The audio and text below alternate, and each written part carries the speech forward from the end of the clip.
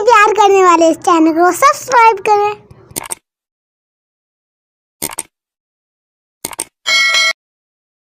شیعوں نے کتنے معصوم مانے؟ 14۔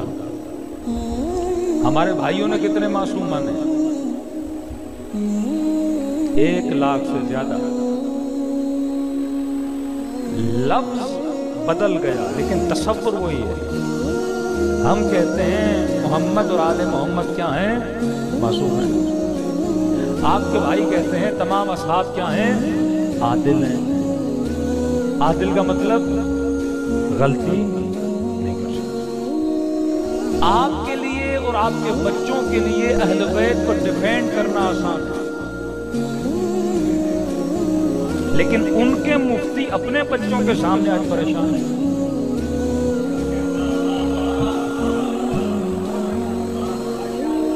مطلب آپ امام حسین کو کہتے ہو معصوم ہے، آپ ثابت بھی کرتے ہو نا۔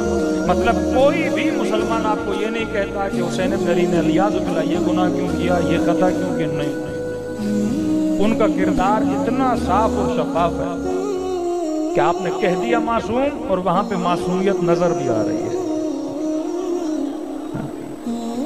دیکھیے ایک مرتبہ بولتے ہو یہ صاحب آیت اللہ ہیں یا عالم ہیں، انجینئر ہیں، ڈاکٹر ہیں، تو ظاہر ہے میں اسے دیکھوں گا ڈاکٹر ہے کہ نہیں۔ کلینک پہ جاؤں گا، دیکھ رہا ہوں مریض آ رہے ہیں، دوائی لکھ رہا ہے، نسخے لکھ رہا ہے، پریشانی نہیں ہے نا، میں نے کہہ دیا ڈاکٹر ہے۔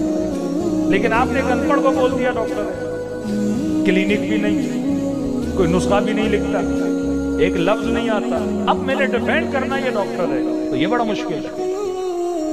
آپ نے بولا اہل بیت معصوم ہے، وہ خود اقرار کرتے ہیں ان کا چوتھا زین العابدین، عبادت کرنے والوں کی زینت، 5ویں باقر العلوم ہے، 6 صادق ہیں۔ مطلب 11 کے 11 اماموں کی جب شخصیت پڑھی جاتی ہے ہمیں عیب نظر نہیں آتا۔ وہاں بول دیا کہ 1,00,000 سے زیادہ کیا ہیں؟ عادل ہیں۔ عادل کا مطلب غلطی نہیں کر سکتا۔ اب معاملہ یہ ہوا کہ کسی مصر کے بہت بڑے عالم نے لکھا کہ شیعوں نے بنائے 14 معصوم، کہ تم لوگوں نے بنائے 1,00,000 سے زیادہ معصوم۔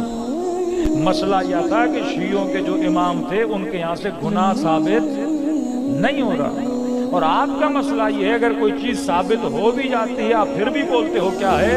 معصوم ہے۔ قتل کیا کا رضی اللہ، کہا قاتل بھی رضی اللہ، مقتول بھی کیا بنا؟ رضی اللہ بنا۔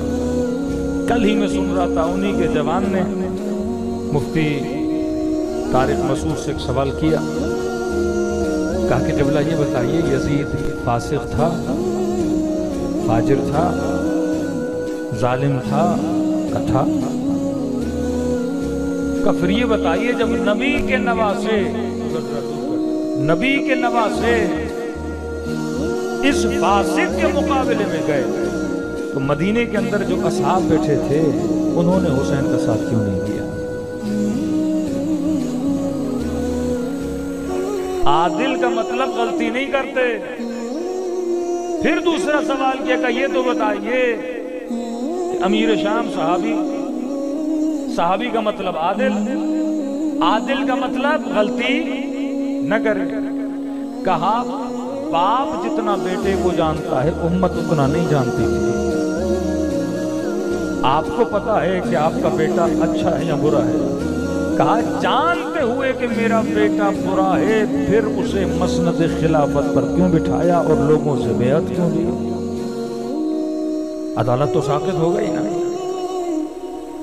اب میں نے کہا ایک مرتبہ میں نے سچی چیز کو ملانا ہے قرآن سے کہ سچ ہے یا غلط ہے، تو متن ہوگا تو میں ملاؤں گا قرآن سے، اور قرآن اگر مخالفت کرے گا تو نبی نے فرمایا اسے دیوار پہ مار دو، اور فرمایا جب افراد میں پریشان ہو جاؤ کہ کون صحیح ہے کون غلط ہے، کون کہاں جا رہا ہے اور وہ راستہ صحیح ہے یا غلط ہے، تو فرمایا افراد میں اگر حق و باطل کا پتہ لگانا ہو تو میں علی کو حق بنا کے جا رہا۔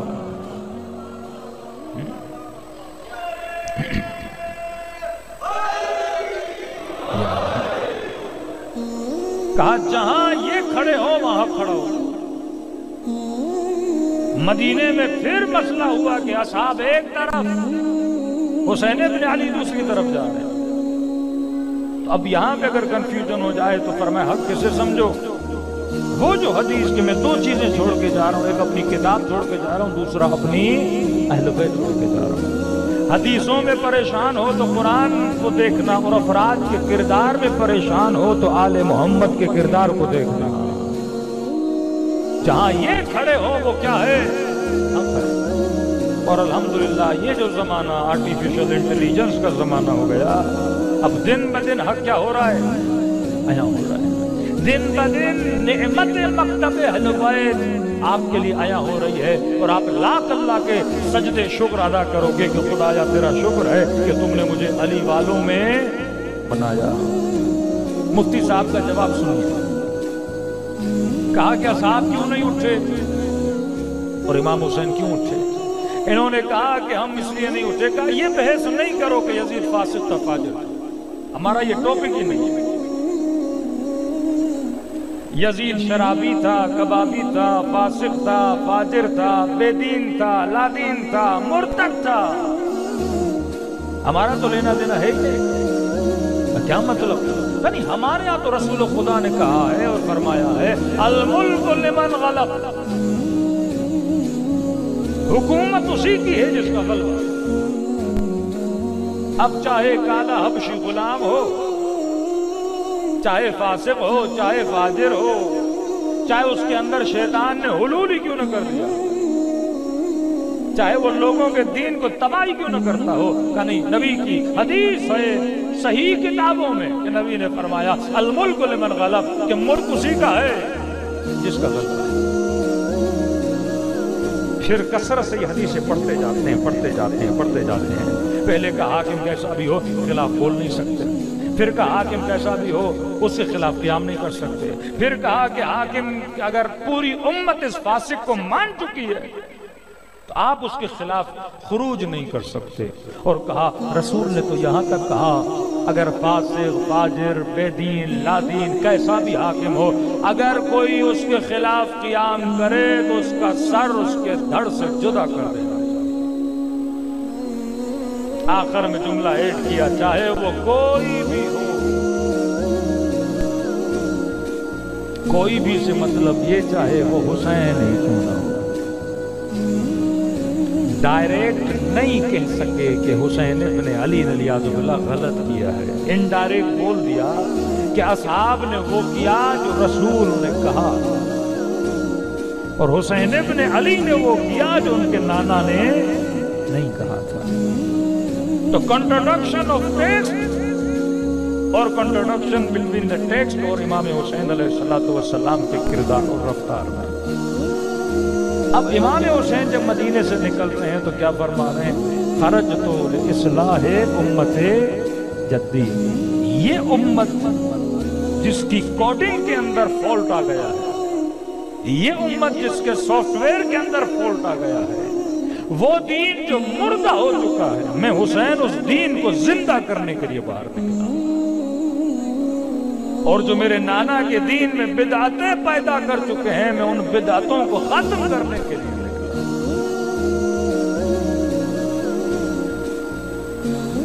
مطلب آپ خوش نصیب ہو کہ آپ کا 12 سال 10 سال کا بچہ ہونا، اس سے صرف اتنا پوچھو کہ میرے لال محبت کس سے کرنی ہے، نفرت کس سے کرنی ہے، یہ کنفیوز نہیں ہے آپ کا بچہ، فوراً جواب دے گا کہ لائق محبت وہ ہے جس نے آل رسول سے محبت کی، اور لائق نفرت وہ ہے جس نے آل رسول سے نفرت کی۔ لیکن آپ کسی بھی مکتب و مذہب میں چلے جائیے، آج ان کی نسلیں کنفیوز ہیں کہ محبت کس سے کریں، نفرت کس سے کریں، کہ ان کا پڑھا لکھا مفتی جب اس سے بولا جاتا یزید نے ظلم کیا، کہتے پھر یزید پہ لعنت کیوں نہیں بھیجتے؟ یعنی لعنت بھیجنا ہمارا کام نہیں ہے، شیعوں کا کام ہے، یہ ہمارا ٹھیکہ ہے۔ ہم یہ بولیں گے کہ ظلم کی لعنت ہم نہیں بھیجتے، کیوں؟ کیونکہ امت نے کبھی لعنت بھیجی نہیں ہے، اس زمانے میں یزید پہ لعنت نہیں بھیجی، تو آج ہم کیسے بھیج سکتے ہیں؟ مدینے میں بیٹھے ہوئے تھے، بیعت کر چکے تھے، لعنت نہیں بھیجی، ہم لعنت بھیجیں، مطلب ہم وہ کریں جو انہوں نے نہیں کی۔ تو امام حسین نے ایک لائن کھینچی کہ دو طبقے اور گروہ ہیں، ایک وہ ہیں جو حسین کی سیرت پہ چل رہے ہیں، ایک وہ ہیں جو ان کی سیرت پہ چل رہے ہیں۔ اب دو آئیڈیالوجیز بنی، ایک آئیڈیالوجی آف امام حسین علیہ السلام کہ فاسق و فاجر ہو اس کے خلاف قیام کرنا ہے، دوسری آئیڈیالوجی تمام امت کی آئیڈیالوجی، اور آئیڈیالوجی بنائی کہ سنے امام حسن کا صلح اور امام حسین کی شہادت بٹوین اس عرصے میں فیکٹریاں لگائی گئی حدیثوں کی، کہ صحیح بخاری کے لکھنے والے لکھتے ہیں کہ میں نے 6 لاکھ حدیثوں کو چھان کر صحیح بخاری تدوین کی۔ اب اندازہ لگائیں جس نے 6 لاکھ حدیثوں کو چھانا ہو، اس کا مطلب کتنی جھوٹی حدیثیں مکتب میں آ چکی، اور گارنٹی کیا ہے کہ چھان چھان کے چند اور اس میں بھی نہ آ گئی، کہ کہتے ہیں کیونکہ صحیح مسلم میں لکھا ہے لہذا ہم ماننے کے لیے تیار ہیں۔ اب وہ چاہے قرآن کے اصل سے بھی مخالف ہو، کہ ایک طرف خدا بولے کہ اتقوا اللہ، تقوی اختیار کرو، نمازی بنو، اپنے نفس کی پاکیزگی کا خیال رکھو، ایک طرف خدا کہے کہ فحشاء کو نہ پھیلاؤ، دوسری طرف کہہ رہے ہیں کہ نہیں، حاکم کہتا ہے کہ حجاب نہیں کرنا تمہیں پابند ہو، خدا کہے تقوی اختیار کرو، حاکم کہتا ہے نہ کرو، اب کس کی مانو؟ کہتے نہیں میں نے حاکم کی ماننی ہے، کیونکہ حاکم کی اطاعت کیا ہے؟ واجب ہے۔ اور ایک جوک نما حدیث جو انہی کتابوں میں لکھی ہوئی ہے، کہتے ہیں جب خدا اس گنہگار امت کے بندوں کو اٹھا کے قیامت کے دن پوچھے گا کہ بتا تو نے گناہ کیوں کیا تھا، لہذا ملائکوں کو کہے گا یہ گنہگار ہے، یہ بدبخت ہے، یہ بد کردار ہے، اسے لے جا جہنم میں۔ کہتے ہیں یہ گنہگار کہیں گے خدایا ہمارا کیا قصور، تو نے کہا اللہ کی اطاعت کر، ہم نے کر لی، تو نے کہا میرے نبی کی اطاعت کر، ہم نے کر دی، اور تیرے نبی نے کہا کہ جو بھی حاکم ہو اس کی اطاعت امت پر کیا ہے؟ واجب ہے، چاہے وہ بے دین بھی ہو، چاہے وہ فاسق بھی ہو، چاہے وہ شرابی بھی ہو، چاہے وہ زانی بھی ہو، چاہے وہ بد کردار ہو، چاہے وہ استعماری طاقتوں کا غلام ہو، تو نے کہا کہ اس کی اطاعت کرنی ہے، لہذا خدایا ہم نے تو آپ کے نبی کے فرمان پر عمل کیا۔ کہتے ہیں جب یہ اللہ کو سمجھائیں گے تو خدا کنونس ہو جائے گا۔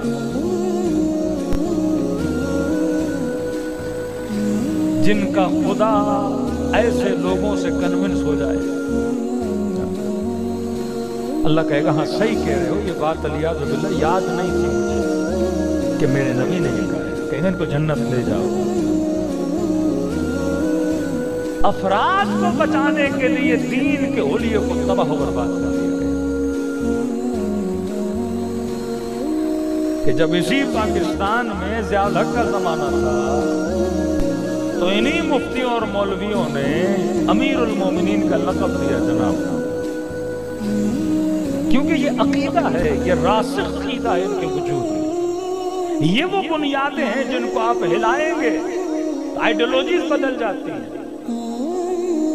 اب یا افراد کو بچائیں، یا قرآن کو بچائیں، یا کردار اہل بیت کو بچائیں، یہ تو نہیں ہو سکتا کہ آپ سب کو بچا لیں۔ ایک طرف کہو جو مدینے والوں نے کیا وہ بھی صحیح تھا، اور جو امام حسین نے کیا وہ بھی صحیح تھا، اور جو یزید نے کیا وہ بھی صحیح تھا۔ یزید رسول کے حدیث پہ چلے کہ رسول نے فرمایا اگر حاکم کے خلاف قیام کرے تو کا سر دھڑ سے جدا کر دو۔ قاضی شرح نے انہی حدیثوں کی بنیاد پہ فتویٰ دیا کہ حسین ابن علی واجب القتل ہے، اور آج کا مفتی ان لوگوں کو بچا رہا ہے کیونکہ رسول خدا نے کہا تھا، تو اصحاب نے رسول کی سیرت میں عمل کیا، تو پھر حسین نے کیا کیا؟ انہی ماحول کو دیکھ کر رسول نے فرمایا تھا حسین منی وانا من الحسین۔ اسی ماحول کو دیکھ کر جنت کی گارنٹی نہیں دی کہ ان الحسن والحسین سیدا شباب اہل الجنت، یہی جنت کے جوانوں کے سردار ہیں۔ جو جنت کے جوان کا سردار ہو کیا وہ اپنے نانا کی سیرت کے خلاف چل سکتا ہے؟ تجھے پتا ہے کہ رسول نے کہا، کیا حسین ابن علی کو پتا نہیں کہ رسول نے کیا کہا؟ اور یہی نظریہ پھر امیر المومنین کے بارے میں آپ کے نظریے کیوں بدل جاتے ہیں؟ کہ جس نے وقت کے خلیفے اور حاکم کے خلاف قیام کیا سر کو دھڑ سے جدا کر دو، پھر جو علی کے مقابلے میں آیا اس کے اوپر خاموش کیوں ہو جاتا؟ پھر جمل میں جو علی کے مقابلے میں آئے پھر یہ نظریہ یہاں پہ کیا ہو جاتا ہے؟ آپ کو اہل بیت نے ایک میکنزم دیا، کیونکہ یہ مکتب حکمت کا مکتب ہے، ایک مکتب جس میں حکمت نہیں ہے، بس باتیں کیے جاؤ، لوگوں کو خوش کیے جاؤ۔ دیکھیے حکومتیں میکنزم سے چلتی ہیں نا، میں بات پاکستان میں کر رہا ہوں کیونکہ ہم اس ملک میں رہتے ہیں جہاں کوئی میکنزم نہیں، مطلب یا جمہوریت ہو یا ماشاء اللہ ہو یا ڈیموکریسی ہو یا بادشاہ، تو کوئی تو میکنزم ہو بھائی۔ ہمارے ہر 5 سال میں میکنزم کیا ہو جاتا ہے؟ بدل جاتا ہے۔ یہی حال تھا مسلمانوں کا۔ پاکستان کی تاریخ اسلام سے اتنی شباہت ہے، ساری چیزیں یہاں ملتی ہیں۔ بھائی میکنزم کیا رسول خدا کے بعد؟ کسی کو خلیفہ بنانے کا، اولِ الامر منکم، تم میں سے جو بھی خلیفہ ہو، مطلب امت جسے خلیفہ بنائے۔ امام حسین کا مدعا یہ تھا یزید کے لیے، مولا یہ نہیں کہہ رہے تھے کہ مجھے تخت کا نہیں، اگر پوری امت تجھ پہ متفق ہو جاتی ہے تو حسین کو بھی کوئی مسئلہ نہیں ہے، لیکن یہ نہیں کہ تلوار کے زور پہ بیعت لی جائے۔ اور فرما صلح امام حسن نے بھی یہی لکھا تھا کہ امیر شام اپنے بعد کسی کو خلیفہ نہیں بنائے گا، یہ معاملہ کس کے اوپر چھوڑے گا؟ امت کے اوپر چھوڑے گا، تھرو دا ڈیموکریسی، جس کو بھی خلیفہ بنائے۔ امیر المومنین 25 سال گھر میں بیٹھے کہ اگر لوگوں کو علی نہیں چاہیے تو علی کو بھی ضرورت نہیں ہے۔ چوتھی بار جب مولا کے پاس آئے تو امام نے فرمایا تم چاہتے ہو اسی لیے میں مسند پر آ رہا ہوں۔ امام حسن نے دیکھا لوگ ساتھ نہیں دے رہے، مولا حسن چھوڑ کے چلے گئے۔ میکنزم پہلے خلیفے سقیفہ میں بنے، چلو دوسرے کا میکنزم بھی سیم ہونا چاہیے نا۔ جب دوسری خلافت آئی میکنزم اور بدلا، پہلے خلیفے نے دوسرے کو چنا، 2 میکنزم۔ جب تیسری خلافت آئی تو 3rd میکنزم بنا، شورا بن گئی۔ جب چوتھے خلیفے کی باری امیر المومنین کی تو چوتھا میکنزم آیا ڈیموکریسی والا، سارے لوگ جمع ہو گئے کہ یا علی آپ کیا بن جائیے؟ خلیفہ بن جائیے۔ 4 میکنزم۔ 5واں میکنزم امیر شام کا کہ تلوار کے زور پہ خلافت کو لیا، 5واں میکنزم۔ 6واں میکنزم بادشاہت کا میکنزم کہ باپ نے بیٹے کو کیا کر دیا؟ خلیفہ۔ تو کوئی میکنزم تو ہے ہی نہیں، آپ کے پاس میکنزم آف ولایت ہے جس کے اندر حکمت ہے کہ خلافت خدا اسے دے گا جو لائق خلافت ہوگا۔ اب وہ امت جو کہے کہ فاسق ہو یا فاجر ہو، چاہے کیسا بھی ہو، ہم نے اس کی اطاعت کرنی ہے۔ تو یہاں پہ امام حسین نے آئیڈیولوجی کہ یہ آئیڈیولوجی میرے نانا رسول کی آئیڈیولوجی نہیں ہے۔ کوئی فاسق کس طرح دین کو چلا سکتا ہے؟ اس زمانے سے 2 آئیڈیولوجیز نے جنم لیا۔ ایک وہ مکتب بنا کہ جس کے علماء نے فسق اور فجور کے مقابلے میں قیام کیا، کبھی جناب زید کی صورت میں، کبھی مختار کے قیام کی صورت میں، کبھی فتحیہ کے قیام کی صورت میں، یا مختلف زمانوں میں علماء نے قیام کر کے اور فاسقوں اور فاجروں کے خلاف اپنی آوازوں کو بلند کیا۔ وہ صرف مکتب اہل بیت والوں نے۔ دوسری طرف ایک مکتب بنا جس کے مولویوں نے کہا کہ حاکم کیسا بھی ہو ہم نے اس کی بیعت کرنی ہے، نہ جمعے میں اس کے خلاف بولنا ہے، نہ لوگوں میں اس کے خلاف بولنا ہے، ہم نے صرف درس اطاعت دینا ہے، چاہے وہ کچھ بھی کرے آپ نے اس کے خلاف بات نہیں کرنی، اطاعت کرنی ہے۔ نتیجہ کیا نکلا کہ تمام تر مسلمان ملکوں میں حاکم کون بنے؟ فاسقین بنے۔ مولوی کہاں چلے گئے؟ مسجدوں میں محدود ہو گئے۔ عالم کا کام بنا جمعہ، عید میلاد النبی، نعتیں پڑھے، جنازے پڑھائے، نکاح پڑھائے، حلوے کھائے، یہ مولوی کی ڈیوٹی بنی۔ دوسری طرف آئیڈیولوجی آف امام حسین، آپ کے مکتب کے مولوی حلووں کے پیچھے نہیں لگے، انہوں نے کہا حلوہ تو تب کھائیں گے جب شاہ کو کرسی سے نیچے لائیں۔ یہ صرف آپ کیا سوچتے ہیں؟ ورنہ وہاں کوئی مولوی سوچ ہی نہیں سکتا کہ کسی شہنشاہیت کو نیچے لائے. سوچ سکتا ہے سعودی عرب کا کوئی مفتی اور یہ گھٹی میں ہی نہیں ہے ان کے. ایک مکتب بنا جس نے آئیڈیالوجی دی کہ حق حکومت کسی فاسق کو نہیں ہو سکتا, حق حاکمیت کسی ظالم کے پاس نہیں ہو سکتا, حق حاکمیت کسی غیر عادل کے پاس نہیں ہو سکتا. تبھی جتنی ریولیشنز آپ کے اندر نظر آتی ہیں وہ ایک فرقہ ہے جس کو شیعہ علی کہا جاتا ہے, جن کے اندر نظر آتی ہے. آپ جتنے بھی مسلم معاشرے دیکھیں گے وہاں پہ آپ کو لیڈرشپ ان کے علماء کے ہاتھ میں نظر نہیں آتی. آپ سیاسی پارٹیاں دیکھیں, لبرل اور سیکولر لوگوں کے پاس لیڈرشپ. مولوی کیا ہے, ان کے نکاح جا کے پڑھائے گا. وزیر بنے گا تو 4 آیت قرآن کی پڑھے گا. یہ فاسق جب وزیر بن جائے گا تو اس کے لیے دعا کروائے گا. پچھلا وزیر اعظم آئے گا اس کی تعریف کرے گا, نیا آئے گا اس کی تعریف کرے گا. یہ حکومتوں کے چیرخوار بنے گا.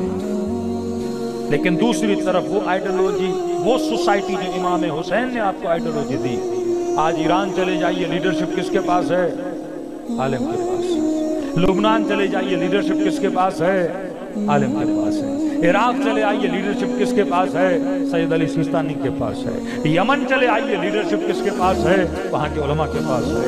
بحرین چلے جائیے لیڈرشپ کس کے پاس ہے, وہاں کے علماء کے پاس ہے. تو شیعہ آئیڈیالوجی حسین کی آئیڈیالوجی تھی کہ لیڈرشپ کن کے پاس رہے گی, جو صاحبان علم ہوں گے, اور وہاں لیڈرشپ کس کے پاس ہے, جو صاحب فسق ہوں گے. تبھی آج استعمار کے مقابلے میں اگر کوئی کھڑا ہے تو کون ہے, شیعہ کھڑا ہے. آج اگر استعمار کسی سے خوف زدہ ہے وہ کس سے زدہ ہے, شیعہ سے. کیونکہ یہ آئیڈیالوجی آف امام حسین کی, وہاں تو آئیڈیالوجی ہے ہی نہیں. اب ایک مرتبہ ایک مفتی کہے کہ اگر الملک لمن غلب, غلبہ کرنے والا فاسق ہو, فاجر ہو, مرتد ہو, حبشی غلام ہو, دین پہ نہ چلے, اس کے اندر شیطان چلا جائے, تم اس کے خلاف قیام نہیں کر سکتے. یہ کس نظریے اور عقیدے سے فلسطینوں کو کہے گا کہ تم اسرائیل کے خلاف کھڑے ہو جاؤ؟ اسرائیل, فلسطین کس کے قبضے میں ہے, اسرائیل. تو جب آپ نے نظریہ دے دیا ملک لمن غلب, تو کس حق سے فلسطینی اسرائیل سے لڑیں گے, ملک تو ان کے قبضے میں ہے نا. لیکن یہاں نظریہ حسین ابن علی, کونوا للظالم خصما وللمظلوم عونا, فرمایا ظالم چاہے کسی کا بیٹا ہی کیوں نہ ہو, کتنے بڑے عہدے والا ہی کیوں نہ ہو, اگر دین خدا کو پامال کرے تو تم نے اس کے خلاف کیا اٹھانی ہے, آواز اٹھانی. تو اہل سنت کے اندر ایک فکر نے جنم لیا جو تنگ آ گئے اپنے مفتیوں سے, جنہوں نے کہا کیا مطلب حاکم کیسا بھی ہو. ایران میں انقلاب آ گیا, شیعوں کے اندر بیداری آ گئی. ان کو بار بار بتایا جاتا ہے کہ یزیدیت کیا ہے, حسینیت کیا ہے, فتنہ کیا ہے, فسق کیا ہے, امر کیا ہے, معروف کیا ہے. کہ آپ لوگوں نے تو ہمیں سن کر دیا کہ ایک حاکم نے ترکی کو سیکولر بنا دیا. ایک حاکم تھا جس نے وہابیت کو پھیلایا, ابھی وہی سیکولرزم کو پھیلا رہا ہے. تو ان کے اندر ایک فکر نے جنم لیا جسے اخوان المسلمین کہتے ہیں. اخوان المسلمین یہ واحد فرقہ اہل سنت کا ہے, فقہن سنی ہے, آئیڈیالوجی امام حسین والی. یہ شہید اسماعیل حنیہ ہے تو اہل سنت, شافعی مکتب, لیکن آئیڈیالوجی کون سی لے رہا امام حسین سے, کیونکہ اگر وہ اپنے مفتیوں کی آئیڈیالوجی پہ چلے تو قیام نہیں کر سکتے فلسطین. دن بدن حالات اور بگڑیں گے, دن بدن آپ دیکھیں گے شہادتیں اور بڑھیں گی, اور مسلم امہ کی خاموشی آپ دیکھیں گے دن بدن اور خاموش ہوتے جائیں گے. کیونکہ اس قدر اکنومیکلی, مورلی حکمرانوں کو کمزور کر دیا گیا. سب سے پہلے مورلی ڈسٹروئی کیا جاتا ہے. ایک حاکم کو زانی, شرابی بنایا جاتا ہے, اس کو بلیک میل کیا جاتا ہے, اس کی کمزوریاں ہاتھ میں لی جاتی ہیں, اتنا اسے گندا کیا جاتا ہے. اسے پتا ہے اگر حکومت میرے پاس نہیں رہے گی یہ لوگ میرا وہی حال کریں گے جو لیبی والوں نے قذافی کر دیا, عراق والوں نے صدام کر دیا. تو وہ ڈرتے ہیں کہ اگر یہ ہمارے ساتھ رہیں گے تو ہم واقع رہیں گے. وہ اپنی بقا اللہ کے نام سے نہیں امریکہ کے نام سے سمجھتے ہیں. اور یاد رکھیں قوموں کو کم غیرت کرنے کے لیے ان کی غیرت کو لتاڑا جاتا ہے. شاید ہم دنیا کا واحد ملک ہیں جہاں ضمیر بہت زیادہ بکتے ہیں, بڑے سستے بکتے ہیں.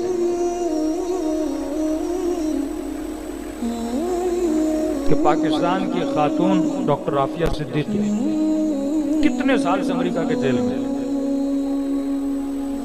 کسی حاکم نے کیونکہ ہم نے خود اٹھا کے دی ایک بچی ان کو, اگر گنہگار تھی, خطاکار تھی, اس نے کوئی کرمنل ایکٹ کیا تھا, سزا ہمارے ملک میں ملنی چاہیے. میں 4-5 مہینے پہلے ان کے لائر کا اسٹیٹمنٹ پڑھ رہا تھا کہ ایک پاکستانی نیشنل خاتون مسلمان ہے, ڈاکٹر ہے, گناہ کیا, جرم کیا, جو بھی اس نے کیا, سزا اپنے ملک میں ملنی چاہیے. یعنی وہ اسٹیٹمنٹ پڑھ کے ایک غیرت مند کا وجود جھنجھوڑ جاتا ہے کہ وہ کہتی ہے کہ مجھے امریکن جیل میں وہاں کے جیل کے اندر جیلرز نے تقریباً 24 مرتبہ میرے ساتھ زیادتی کر چکے ہیں. لیکن یہ حاکم چپ ہے, کیونکہ جب غیرت ملی ختم ہو جاتی ہے اور یہ جان بوجھ کے اس کے ساتھ کر رہے ہیں تاکہ اسٹیٹمنٹ باہر آئے, پاکستانی قوم کو پتا چلے, ہم دیکھیں کہ اس قوم کی غیرت کا لیول کیا ہے.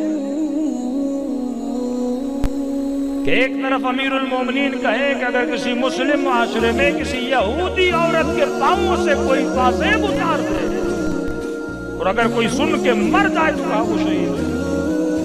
یہ غیرت کا عالم ہے. لیکن قوموں کو غیرت کو اتنا نہیں چلایا جائے کہ ان کو پتا چلے کہ اس قوم کی ایک بچی ہے جو وہاں ہے جس کے ساتھ انگریز زیادتی کر رہا ہے, لیکن حاکم چپ ہے. کیونکہ ہمیں ڈالر چاہیے, کیونکہ ہمیں پیسہ چاہیے, کیونکہ ہم نے اپنی حکومت کو بچانا ہے.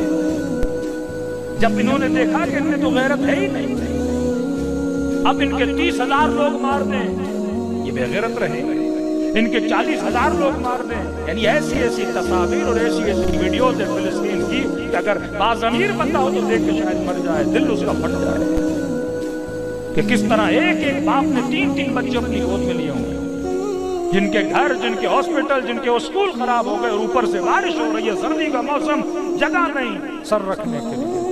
اور وہ مسلم امت کے حکمران جن کی ٹیبلوں پہ جوس بھی پڑے ہیں, کھانے بھی پڑے ہیں, اور کھا بھی رہے ہیں اور دیکھ بھی رہے ہیں کہ فلسطین میں کوئی بچہ بلغ رہا ہے.